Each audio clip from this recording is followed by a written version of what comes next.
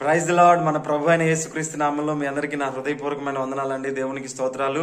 ఈరోజు మనం యెషయా ప్రవచన గ్రంథం 41వ అధ్యాయం 11, 12 వచనాలను ఒకసారి ధ్యానిద్దాం. నీ మీద కోపపడిన వారందరూ సిగ్గుపడి విస్మయం పొందెదరు. నీతో వాదించువారు మాయమై నశించిపోదురు. నీతో కలహించు వారిని నీవు వెదకుదువు గాని వారిని కనుగొనలేకపోదువు. నీతో యుద్ధము చేయవారు మాయమైపోవుదురు, అభావులగుదురు. ఇక్కడ ఏముందంటే, కొంతమంది మన జీవితాల్లో జాగ్రత్తగా గమనిస్తే నిర్హేతుకంగా మన మీద కోప్పడుతూ ఉంటారు. కారణం ఏముండదు, తప్పు ఏముండదు. మనం చేసిన వారిని విపరీతంగా వారు దెబ్బతినేలా, లేకపోతే వాళ్ళని ఇబ్బంది పెట్టేలా మనం చేసిన పని ఏమి ఉండదు. కానీ వారు మన మీద ఊరికే కోప్పడుతూ ఉంటారు నిర్హేతుకంగా.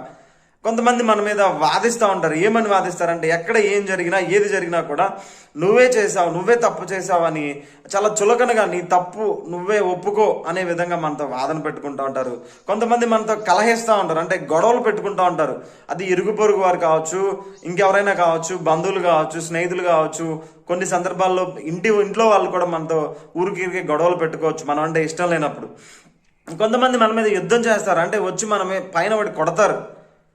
కొంతమంది కొట్టలేక మానసికంగా యుద్ధం చేస్తారు, అంటే ఆ కుయుక్తితోటి మనల్ని అనగదొక్కో, లేకపోతే మనల్ని ఇబ్బంది పెట్టో, దాంట్లో ఇరికించో మనల్ని నాశనం చేయాలని చూస్తూ ఉంటారు.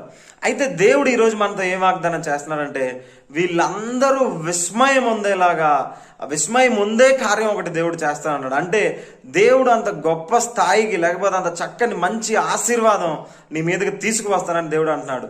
అదే దేవుడు ఇక్కడ చెప్తున్నాడు, నీ మీద కోపపడిన వారందరూ సిగ్గుపడి విస్మయం పొందేది. అంటే సిగ్గుపడి విస్మయం పొందేంత గొప్పగా మంచిగా దేవుడు నిన్ను ఆశీర్వదిస్తాను అని చెప్తున్నాడు. కాబట్టి మనం ఎందుకు వీళ్ళు మన మీద అలా కోపడతారంటే, దేవుడు మనలో ఉంచినటువంటి ప్రేమ వారి మీద చూపిస్తున్నప్పుడు, వారిని చక్కగా ప్రేమిస్తున్నప్పుడు ఆ ప్రేమ వారికి చులకనై ఉండొచ్చు, ఒక్కోసారి ఏహ్యభావం పుట్టించి ఉండొచ్చు. కాబట్టి వారు మన మీద ఏ కారణం లేకుండా మన మీద వాదిస్తూ ఉంటారు, కలహిస్తూ ఉంటారు, కొడతా ఉంటారు, కోపడుతూ ఉంటారు. కాబట్టి మనం అలా కోపడుతూ ఉన్నప్పుడు, అలా బాధ పెడుతున్నప్పుడు మనం బాధపడక తిరిగి వారిని హింసించగా, దేవుడు మనలో ఉంచినటువంటి ఆ ప్రేమని, వారి మీద ఉన్నటువంటి అదే ప్రేమను మనం కనిపెట్టుకొని ఉన్నప్పుడు దేవుడు వారే విస్మయం ఉండేలాగా గొప్ప ఆశీర్వాదాన్ని మన మీద కురిపిస్తానని, ఆశ్చర్యపడతారని, సిగ్గుపడేలాగా వారిని చేస్తానని దేవుడు సెలవిస్తా ఉన్నాడు.